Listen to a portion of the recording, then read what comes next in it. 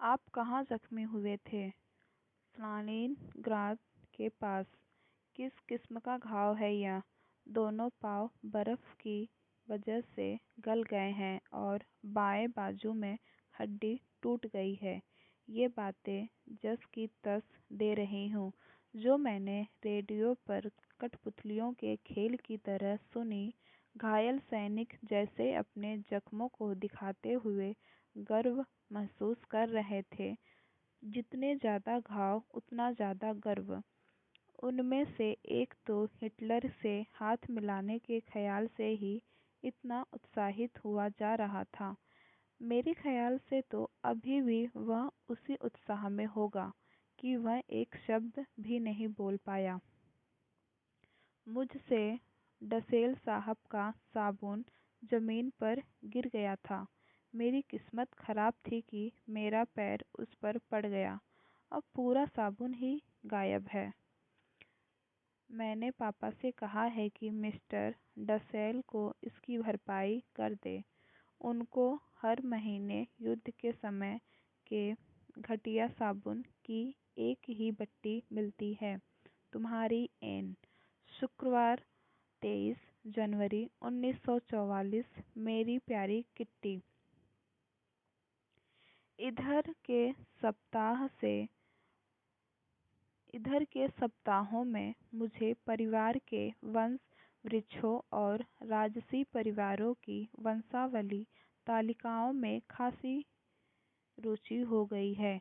मैं इस नतीजे पर पहुंची हूँ कि एक बार तुम खोजना शुरू कर दो तो तुम्हें अतीत में गहरे और गहरे उतरना पड़ेगा। इस खोज से तुम्हारे हाथ और भी रोचक जानकारियां लगेंगी। हालांकि जब मेरे स्कूल के काम की बात आती है तो मैं बहुत मेहनत करती हूँ और रेडियो पर बीबीसी की होम सर्विस को समझ सकती हूँ। इसके बावजूद मैं अपने ज़्यादातर रविवार अपने प्रिय फिल्मी कलाकारों की तस्वीरें अलग करने और देखने में गुजारती हूँ। यह संग्रह अच्छा खासा हो चुका है।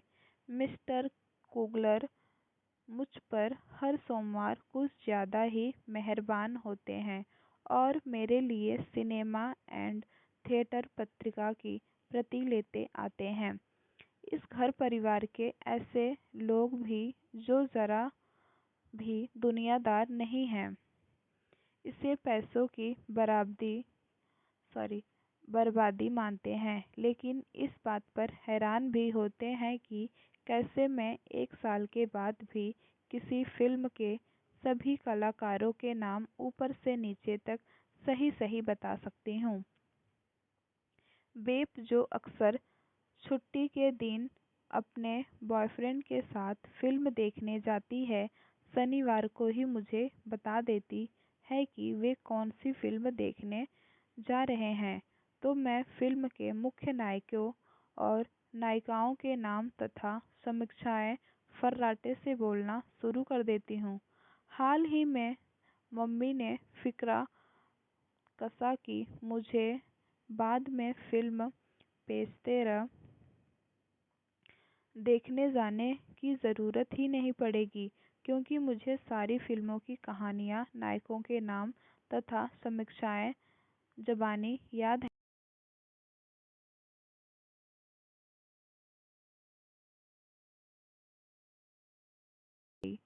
असहमति साफ साफ पढ़ सकती हूँ और यह भी बता सकती हूँ कि कोई न कोई ज़रूर टोक देगा कि मैं फलां फिल्म स्टार की नकल कर रही हूँ।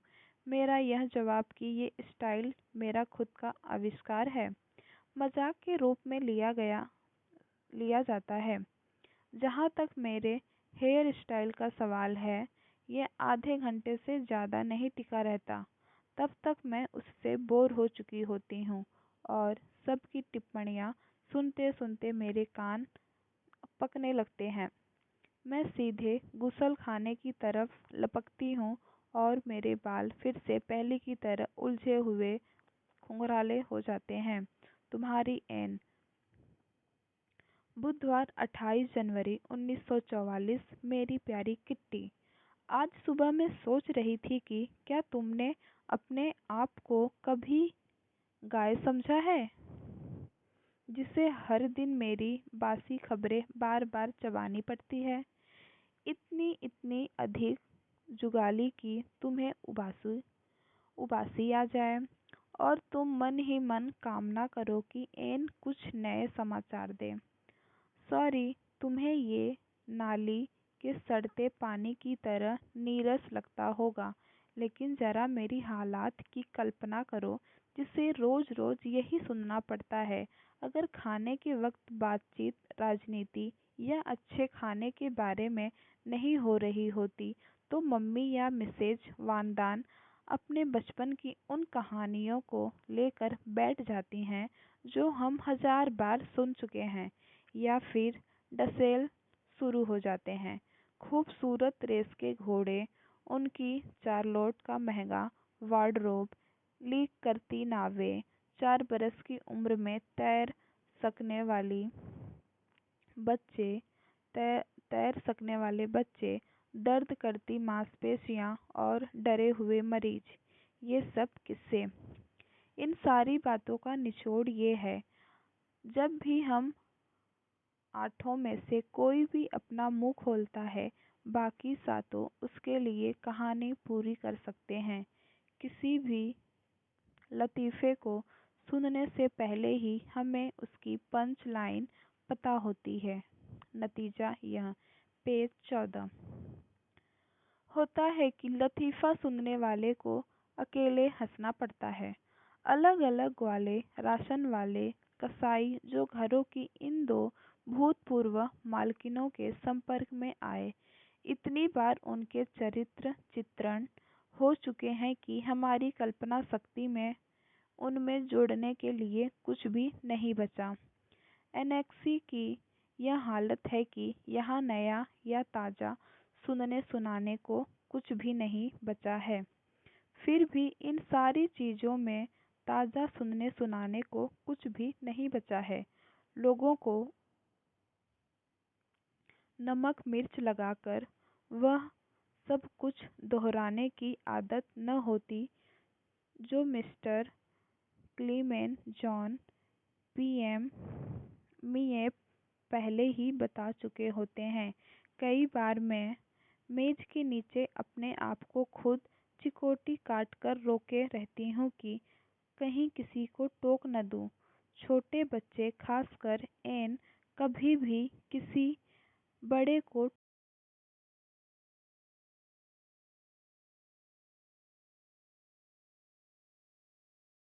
हो या उनकी कल्पना शक्ति का दिवाला पिट चुका हो।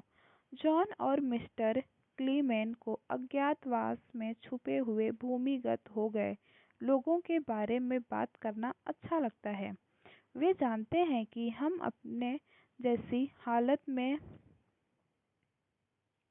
हालत में जी रहे लोगों की बातें जानने के इच्छुक हैं। हमें उन सब की तकलीफ़ों से हमदर्दी है जो गिरफ्तार हो गए हैं, और उन लोगों की खुशी से हमारी खुशी है जो कैद से आज़ाद कर दिए गए हैं। भूमिगत होना और अज्ञातवास में चले जाना तो अब आम बात हो गई है। हाँ, कई प्रतिरोधी दल भी हैं, जैसे फ्री नीदरलैंड्स, जो नकली पहचान पत्र बनाते हैं, अज्ञातवास में छुपे लोगों को वित्तीय सहायता देते हैं, युवा ईसाइयों के लिए काम तलाशते हैं। कितनी हैरानी की बात है कि ये लोग अपनी जान जोखिम में डालकर दूसरों की मदद के लिए कितना काम कर रहे हैं। इसका सबसे बढ़िया उदाहरण हमारी मदद करने वालों का है, जो हमारी आज तक मदद करते आए हैं, और उम्मीद तो यह है कि वे हमें सुरक्षित किनारे तक ले आएंगे। इसका कारण यह है कि अगर वे ऐसा नहीं करते तो उनकी किस्मत भी हमारी जैसी हो जाएगी। उन्होंने कभी नहीं कहा कि हम उनके लिए मुसीबत हैं। वे रोजाना ऊपर आते हैं, पुरुषों के कारोबार और राजनीति की बात करते हैं, महिलाओं से खाने और युद्ध के समय की मुश्किलों की बात करते हैं, बच्चों से किताबों और अखबारों की बात करते हैं। वे हमेशा खुश दिल दिखने की कोशिश करते हैं। जन्मदिनों और दूसरे मौक़ों पर फूल और उपहार लाते हैं, हमेशा हर संभव मदद करते हैं। हमें ये बात कभी नहीं भूलनी चाहिए। ऐसे में जब दूसरे लोग जर्मनों के खिलाफ युद्ध में बहादुरी दिखा रहे हैं, हमारे मददगार रोजाना अपनी बेहतरीन भावनाओं और प्यार से हमारा दिल जीत रहे हैं। अजीज अजीब अजीब कहानियां चल रही हैं, उनमें काफी सच भी है। अभी मिस्टर क्लीमेन गेल्डरलैंड में भूमिगत हो चुके आदमियों और पुलिस वालों के बीच हुए फुटबॉल मैच का जिक्र कर रहे थे। हिल्वर्स में हिल्वर्सम में नए राशन कार्ड जारी किए गए। ऐसे लोगों को जो अज्ञातवास में रह रहे हैं, राशन खरीदने की सुविधा हो सके। अगर राशन कार्ड न हो तो एक कार्ड के पेज 15 के लिए 60 गिल्डर देने पड़ते हैं। जिले में अज्ञातवास में रह रहे सभी लोगों से रजिस्ट्रार ने आग्रह किया कि वे फलां दिन एक अलग मेज पर आकर अपने कार्ड ले जाएं। इस सब के साथ ये भी ख्याल रखना पड़ता है कि इस तरह की चालाकियों की जर्मनों को हवा भी न लगे। तुम्हारी एन। बुधवार 19 मार्च 1944। मेरी प्यारी किट्टी। कैबिनेट मंत्री मिस्टर बोल्के स्टीन ने लंदन से डच प्रसारण में कहा कि युद्ध के बाद युद्ध का वर्णन करने वाली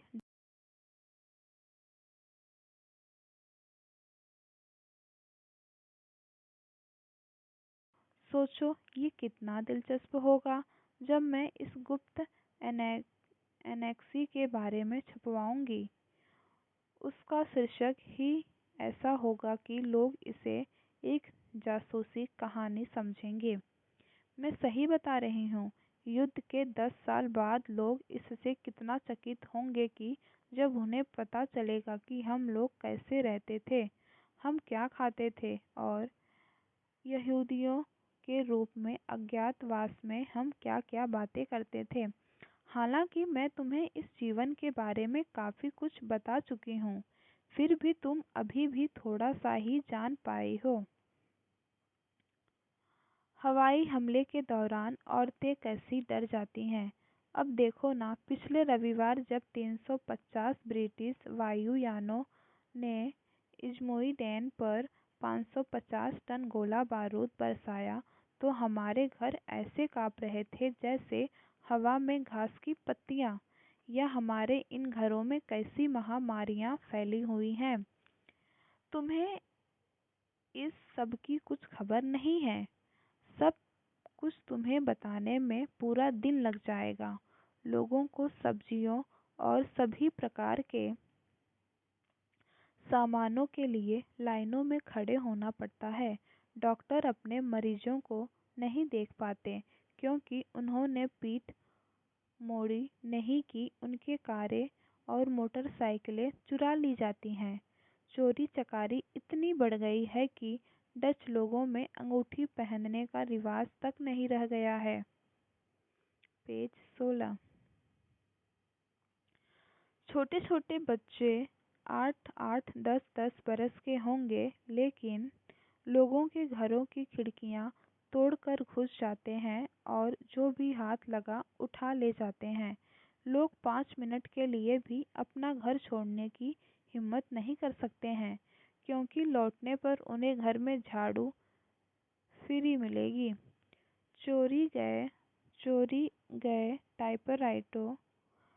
टाइपराइटरों, ईरानी कालीनों, बिजली से चलने वाली घड़ियों, कपड़ों आदि को लौटाने के लिए अखबारों के इनाम के विज्ञापन आए दिन पढ़ने को मिलते हैं। गली गली नुक्कड़ों पर लगी बिजली से चलने वाली घड़ियां लोग उतार ले गए और सार्वजनिक टेलीफोनों का पुर्जा पुर्जा गायब हो चुका है। डचों की नैतिकता अच्छी नहीं है, सब भूखे हैं। नकली काफी को छोड़ दो तो एक हफ्ते का राशन 2 दिन भी नहीं चल पाता। अभी और क्या देखना बाकी है? पुरुषों को जर्मनी भेजा जा रहा है, बच्चे बीमार हैं या फिर भूख से बेहाल हैं। सब लोग फटे पुराने कपड़े और घिसे पिटे जूते पहनकर काम चला रहे हैं। ब्लैक मार्केट में जूते का नया तला 7.50 गिल्डर का मिलता है। इसके अलावा बहुत कम मोची मरम्मत का काम कर रहे हैं। यदि वे करते भी हैं तो 4 महीने इंतजार करना पड़ेगा और इस बीच जूता गायब हो चुका होगा। इसका एक लाभ भी हुआ है, खाना जितना खराब होता जा रहा है, बिक्री उतनी ही गंभीर हो रही है। सर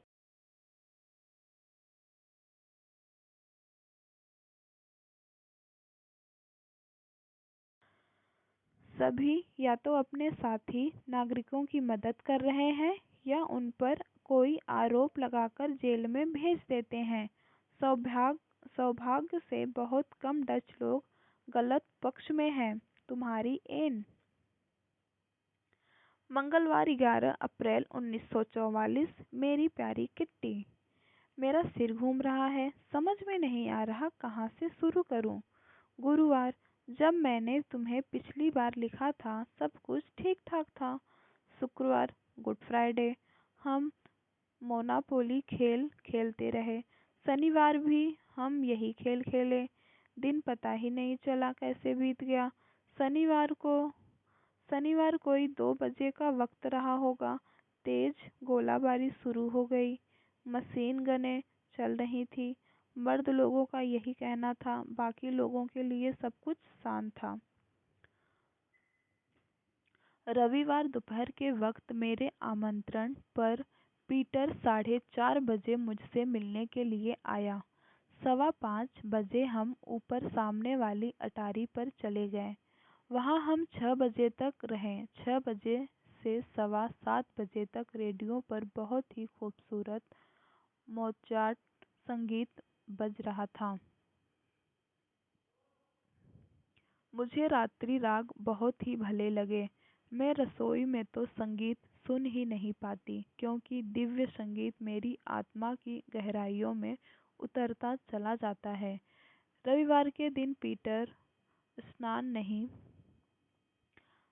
कर पाया था। नहाने का टब नीचे ऑफिस में गंदे कपड़ों से भरा हुआ रखा था। हम दोनों ऊपर अटारी पर एक साथ गए। हम दोनों आराम से बैठ सके, इसलिए मुझे जो भी कुशन सामने नजर आया मैं ऊपर लेती गई। हम एक पेटी पर बैठ गए। अब हुआ यह कि एक तो वह पेटी बहुत छोटी थी और दूसरे कुशन भी छोटा सा ही था। हम दोनों एक दूसरे से बहुत सट कर बैठे हुए थे। सहारा लेने के लिए हमारे पीछे 2 और पेटियां थी ही। मोची हमें कंपनी देने के लिए हमारे साथ थी ही। अचानक 9:15 बजे मिस्टर वानदान ने सीटी बजाई और पूछा कि कहीं हम मिस्टर डसेल का कुशन तो नहीं ले आए हैं। हम कूदे और कुशन लेकर सीधे नीचे आ गए। बिल्ली और मिस्टर वानदान हमारे साथ थे। यह कुशन ही सारे झगड़े की जड़ था। डसेल इसलिए खफा थे कि वे तो तकिया उठा लाई थी, जिसे वे कुशन की तरह इस्तेमाल करते थे। उन्हें डर था कि उनके तकिए पर पिस्सू चिपक जाएंगे। उन्होंने सारे घर को सिर पर उठा रखा था, क्योंकि हम उनका कुशन उठा लाए थे। बदला लेने की नीयत से पीटर और मैंने उनके बिस्तर में 2 कड़े ब्रूस घुसेड़ दिए। लेकिन जब मिस्टर डसेल ने तय किया कि जाकर अपने कमरे में बैठेंगे, तो हमें ये ब्रूस निकाल लेने पड़े। इस छोटे से प्रहसन पर हम हंसते हंसते लोट पोट हो गए, लेकिन हमारा हंसी मजाक जल्द ही खत्म हो गया। 9:30 बजे पीटर ने हौले से दरवाज़ा खटखटाया और पापा से कहा कि वे जरा ऊपर आए। उसे अंग्रेजी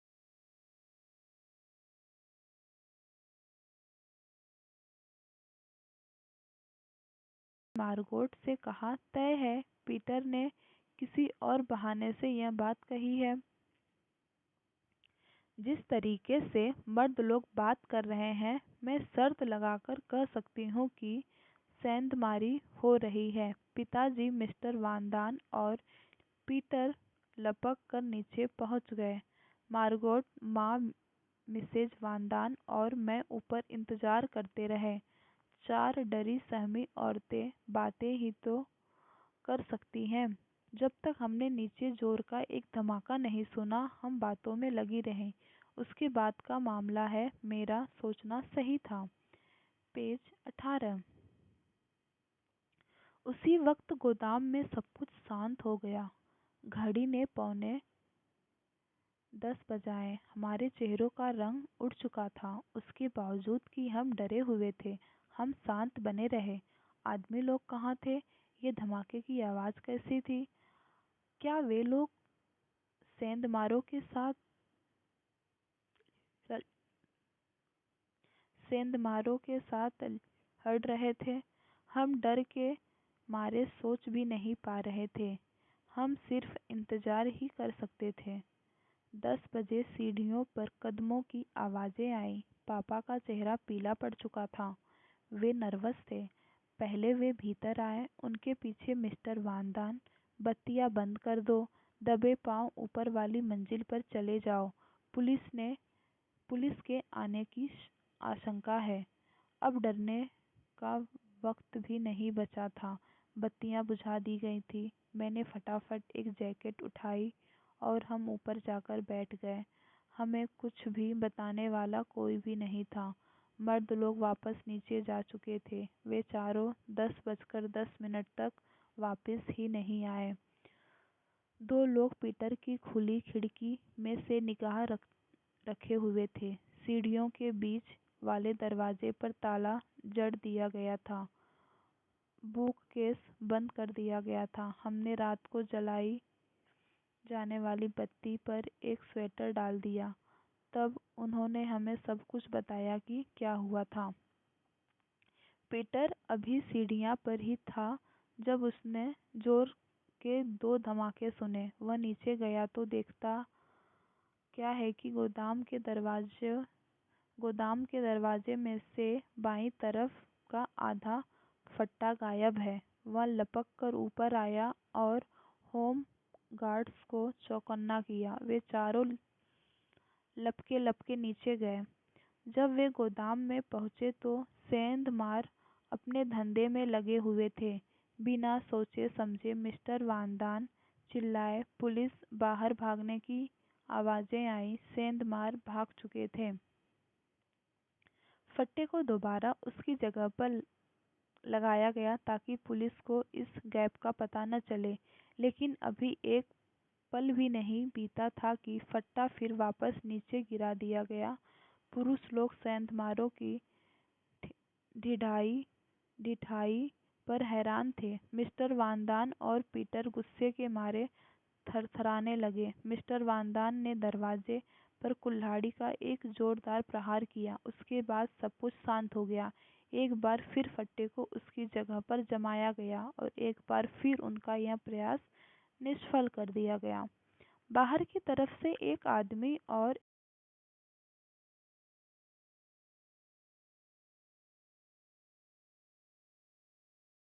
आया, लेकिन अब संकट यह था कि उनकी भूमिकाएं बदल चुकी थी। अब वे पुलिस की बजाय सेंधमारो वाली हालत में आ गए थे। चारों लपक कर ऊपर आए। डसेल और मिस्टर वान दान ने डसेल साहब की किताबें उठाई। पीटर ने दरवाज़ा खोला, रसोई तथा प्राइवेट ऑफिस की खिड़कियां खोली, फ़ोन को नीचे फर्श पर पटका और आखिरकार चारों बुक केस के पीछे पहुंचने में सफल हो ही गए। तुम्हारी एन। मंगलवार 13 जून 1944। मेरी प्यारी किट्टी, मेरा एक और जन्मदिन गुजर गया है। इस हिसाब से मैं 15 बरस की हो गई हूँ। मुझे काफ़ी सारे उपहार मिले हैं। स्प्रिंगर की 5 खंडों वाली कलात्मक इतिहास पुस्तक, चड्ढियों का एक सेट,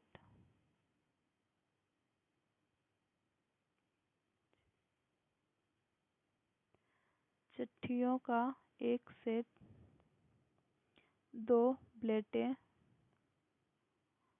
एक रुमाल, दही के 2 कटोरे, जैम की शीशी, शहद वाले 2 छोटे बिस्किट, मम्मी पापा की तरफ से वनस्पति विज्ञान की एक किताब, मार्गोट की तरफ से सोने का एक ब्रेसलेट, वानदान परिवार की तरफ से सिटकर एल्बम, डसेल की तरफ से बायोमाल्ट और मीठे मटर, मिएप की तरफ से मिठाई, बेप की तरफ से मिठाई और लिखने के लिए कॉपियाँ, और सबसे बड़ी बात, मिस्टर कुगलर की तरफ से मारिया तेरेसा नाम की किताब तथा क्रीम से भरे चीज के 3 स्लाइस। पीटर ने पियोनी फूलों का खूबसूरत गुलदस्ता दिया। बेचारे को यह उपहार जुटाने में ही अच्छी खासी मेहनत करनी पड़ी, लेकिन वह कुछ और जुटा ही नहीं पाया। बेहद खराब मौसम, लगातार बारिश, हवाएं और उफान पर समुद्र के बावजूद हमले शानदार तरीके से जारी है। कल चर्चिल, स्मटर्स, आइजनहावर तथा आर्नोल्ड उन फ्रांसीसी गांवों में गए जिन पर ब्रिटिश सैनिकों ने पहले कब्जा कर लिया था और बाद में मुक्त कर दिया। चर्चिल एक टॉरपीडो नाव में थे। इससे तटों पर गोलाबारी की जाती है। बहुत से लोगों की तरह चर्चिल को भी पता नहीं है डर किस चिड़िया का नाम है। जन्मजात बहादुर। यहाँ हमारी एनेक्सी की किलेबंदी से डच लोगों के मूड की थाह पाना बहुत मुश्किल है।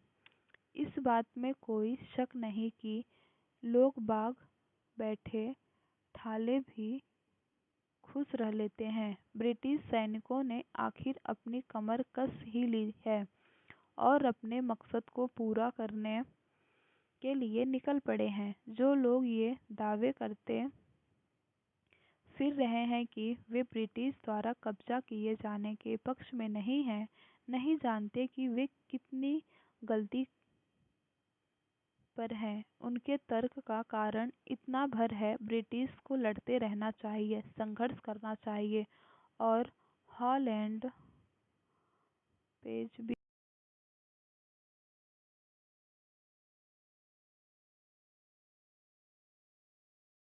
शहादत के लिए आगे आना चाहिए।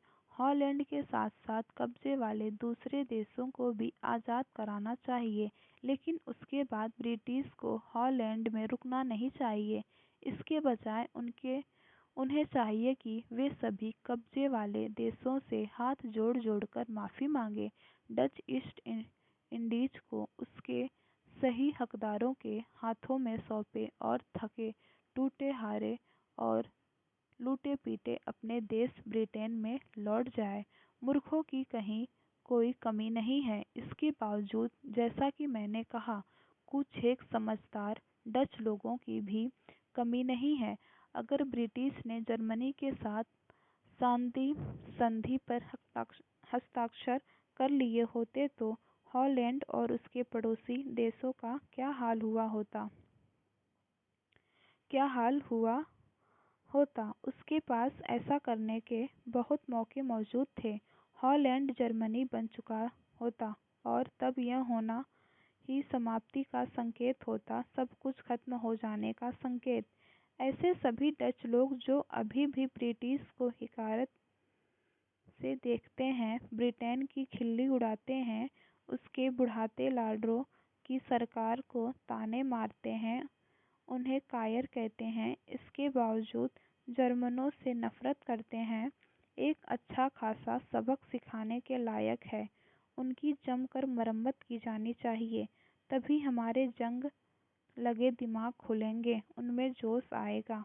मेरे दिमाग में हर समय इच्छाएं, विचार, आरोप तथा डांट फटकार ही चक्कर खाते रहते हैं। मैं सचमुच उतनी घमंडी नहीं हूँ जितना लोग मुझे समझते हैं। मैं किसी और की तुलना में अपनी कई कमजोरियों और खामियों को बेहतर तरीके से जानती हूँ, लेकिन एक फ़र्क है, मैं जानती हूँ कि मैं खुद को बदलना चाहती हूँ, बदलूंगी, और काफ़ी हद तक बदल चुकी हूँ। तब ऐसा क्यों है? मैं अपने आप से यह सवाल पूछती हूँ कि लोग मुझे अभी भी इतना नाक घुसेड़ू और अपने आप को 30 मार खा समझने वाली क्यों मानते हैं? क्या मैं वाकई अक्खड़ हूँ? क्या मैं ही अकेली अक्खड़ हूँ, या वे सब ही हैं? यह सब वाहियात लगता है, मुझे पता है, लेकिन मैं ऊपर लिखा ये आखिरी वाक्य काटने वाली नहीं। ये वाक्य इतना मूर्खतापूर्ण नहीं है जितना लगता है।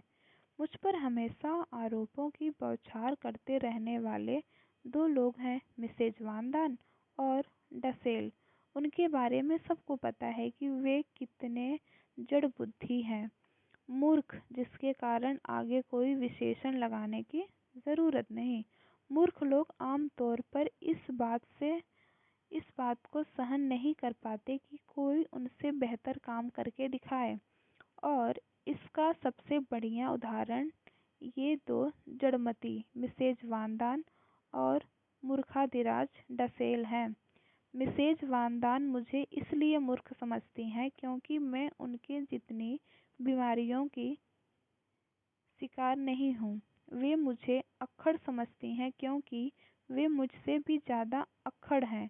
वे समझती हैं कि मेरी पोशाकें छोटी पड़ गई हैं क्योंकि उनकी पोशाकें और भी ज़्यादा छोटी पड़ गई हैं, और वे समझती हैं कि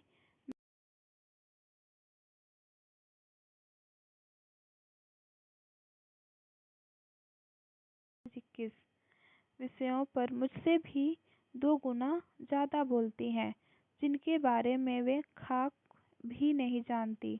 यह बात डसेल पर भी फिट होती है, लेकिन मेरी प्रिय कहावत है, जहाँ आग होती है धुआं भी वहीं होगा, और मुझे यह मानने में रत्ती भर भी संकोच नहीं है कि मैं सब कुछ जानती हूँ। मेरे व्यक्तित्व के साथ सबसे मुश्किल बात यह है कि मैं किसी भी और व्यक्ति की तुलना में अपने आप को सबसे धिक्कारती हूँ। यदि माँ अपनी सलाहें देना शुरू कर देती है तो उनके उपदेशों की पोटली इतनी भारी हो जाती है कि मुझे डर लगने लगता है। कैसी होगी इससे मुक्ति? कैसे होगी इससे मुक्ति? जब तक एन का वही पुराना रूप सामने नहीं आ जाता, मुझे कोई नहीं समझता। यह वाक्य मेरा हिस्सा है, बेशक लगे कि ऐसा नहीं होगा, फिर भी इसमें थोड़े से सच का अंश है। कई बार तो मैं अपने आप को प्रताड़ित करते हुए इतनी गहरे उतर जाती हूँ कि सांत्वना के 2 बोल सुनने के लिए तरस जाती हूँ, कि कोई आए और मुझे इससे उबारे। काश कोई तो होता जो मेरी भावनाओं को गंभीरता से समझ पाता। अफसोस, ऐसा व्यक्ति मुझे अब तक नहीं मिला है, इसलिए तलाश जारी रहेगी। मुझे पता है तुम पीटर के बारे में सोचकर हैरान हो रही हो। नहीं, क्या किट्टी, मैं मानती हूँ कि यह सच है कि पीटर मुझे प्यार करता है, गर्लफ्रेंड की तरह नहीं बल्कि एक दोस्त की तरह। उसका स्नेह दिन पर दिन बढ़ता ही जा रहा है, लेकिन कई बार कोई रहस्यमयी ताकत हम दोनों को पीछे की तरफ खींचती है। मैं नहीं जानती कि वो कौन सी शक्ति है। कई बार मैं सोचती हूँ कि मैं उसके पीछे जिस तरह प्रेम दीवानी बनी रहती हूँ, उसे बढ़ा चढ़ाकर बता रही हूँ, लेकिन यह सच नहीं है। इसका कारण यह है कि अगर मैं उसके कमरे में 1-2 दिन के लिए न जा पाऊँ तो मेरी बुरी हालत हो जाती है। मैं उसके लिए तड़पने लगती हूँ। पीटर अच्छा और भड़ा भला लड़का है, लेकिन उसने मुझे कई तरह से निराश किया है। धर्म के प्रति उसकी नफरत, खाने के बारे में उसका बातें करना, और इस तरह की और कई बातें मैं बिल्कुल भी पसंद नहीं करती। पेज 22।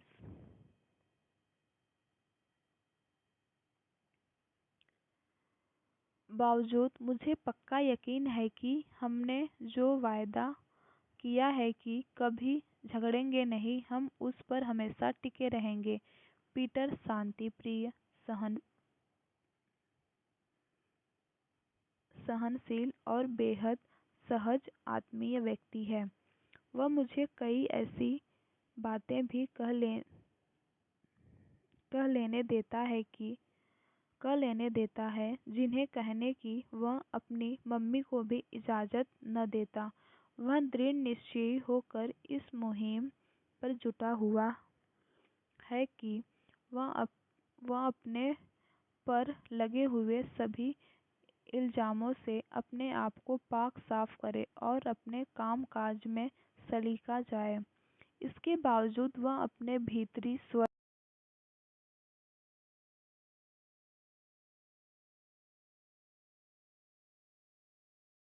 कि मैं उसमें झांकूं। निश्चय ही वह मेरी तुलना में ज्यादा घुन्ना है, लेकिन मैं अनुभव से जानती हूँ। हालांकि मुझ पर लगातार यह आरोप लगाया जाता है कि जो कुछ भी जानना चाहिए वह मैं थ्योरी में जानती हूँ, व्यवहार में नहीं।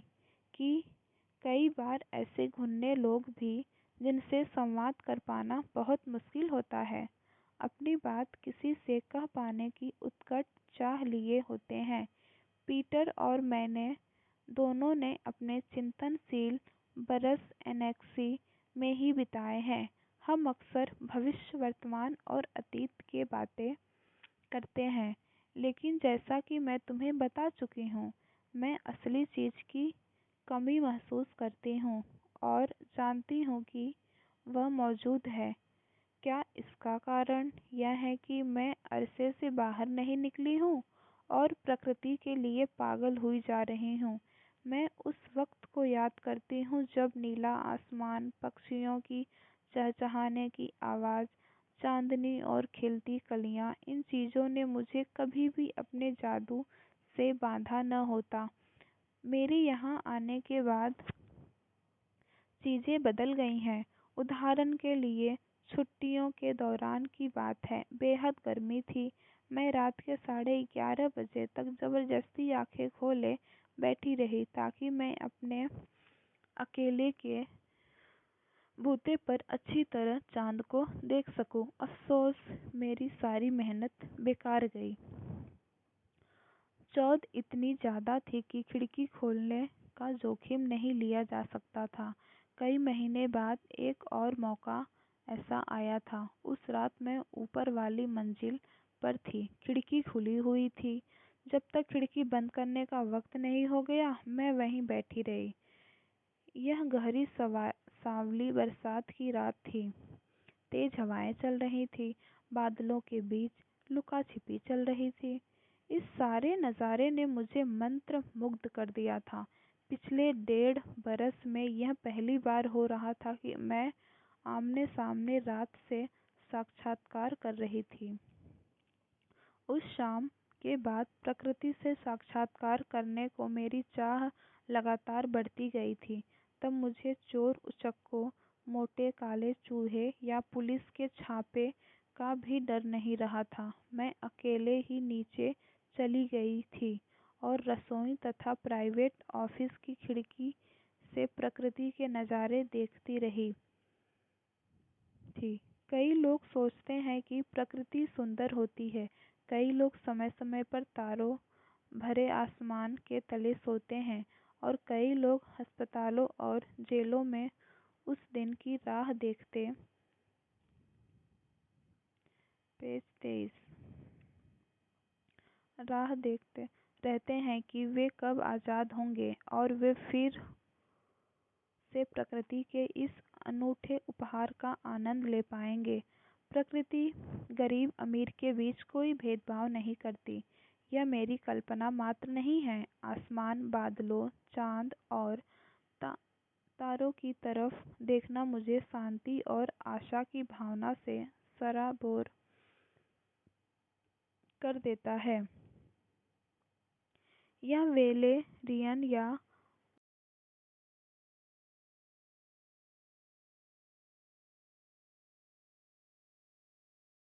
मुझे विनम्रता का उपहार देती है और इससे मैं बड़े से बड़ा धक्का भी हिम्मत के साथ झेल जाती हूँ। लेकिन किस्मत का लिखा यही है। कुछ एक दुर्लभ अवसरों को छोड़कर मैं मैल से चिकट हुई खिड़कियों में घुसे गंदे पर्दों में से प्रकृति को बहुत ही कम निहार पाती हूँ। इस तरह से देखने से आनंद लेने की सारी भावना ही मर जाती है। प्रकृति ही तो एक ऐसा वरदान है जिसका कोई सानी नहीं। कई प्रश्नों में से एक प्रश्न जो मुझे अक्सर परेशान करता रहता है और अभी भी समझा जाता है, यह कह देना बहुत ही आसान है कि ये गलत है, लेकिन मेरे लिए इतना ही काफी नहीं है। मैं इस विराट अन्याय के कारण जानना चाहती हूँ। संभवतः पुरुष ने औरतों पर शुरू से ही इस आधार पर शासन करना शुरू किया कि वे उनकी तुलना में शारीरिक रूप से ज्यादा सक्षम हैं। पुरुष ही कमाकर लाता है, बच्चे पालता पोसता है और जो मन में आए करता है। लेकिन हाल ही में स्थिति बदली है। औरतें अब तक इन सब को सहती चली आ रही थी, जो कि बेवकूफ़ी ही थी। चूंकि इस प्रथा को जितना अधिक जारी रखा गया, यह उतना ही गहराई से अपनी जड़ें जमाती चली गई। सौभाग्य से शिक्षा, काम तथा प्रगति ने औरतों की आंखें खोली हैं। कई देशों में तो उन्हें बराबरी का हक दिया जाने लगा है। कई लोगों ने, कई औरतों ने और कुछ एक पुरुषों ने भी अब इस बात को महसूस किया है कि इतने लंबे अरसे तक इस तरह की वाहियात स्थिति को झेलते जाना गलत ही था। आधुनिक महिलाएं पूरी तरह स्वतंत्र होने का हक चाहती हैं। पेज 24। लेकिन इतना ही काफी नहीं है। महिलाओं का भी पूरा सम्मान किया जाना चाहिए। आमतौर पर देखा जाए तो पूरी दुनिया में पुरुष वर्ग को पूरा सम्मान मिलता है, तो महिलाओं ने ही क्या कसूर किया है कि वे इससे वंचित रहे और उन्हें अपने हिस्से का सम्मान न मिले। सैनिकों और युद्धों के वीरों का सम्मान किया जाता है, उन्हें अलंकृत किया जाता है, उन्हें अमर बना डालने तक का शौर्य प्रदान किया जाता है। शहीदों को पूजा भी जाता है। लेकिन कितने लोग ऐसे हैं जो औरतों को भी सैनिक का दर्जा देते हैं। मौत के खिलाफ मनुष्य नाम की किताब में मैंने पढ़ा था कि आमतौर पर युद्ध में लड़ने वाले वीर को जितनी तकलीफ, पीड़ा, बीमारी और यंत्रणा से गुजरना पड़ता है, उससे कहीं अधिक तकलीफें औरतें बच्चों को जन्म देते समय झेलती हैं। और इन सारी तकलीफों से गुजरने के बाद उसे पुरस्कार क्या मिलता है? जब बच्चा जनने के बाद उसका शरीर अपना आकर्षण खो देता है, तो उसे एक तरफा धकिया दिया जाता है। उसके बच्चे उसे छोड़ देते हैं और उसका सौंदर्य उससे विदा ले लेता है। औरत ही तो है जो मानव जाति की निरंतरता को बनाए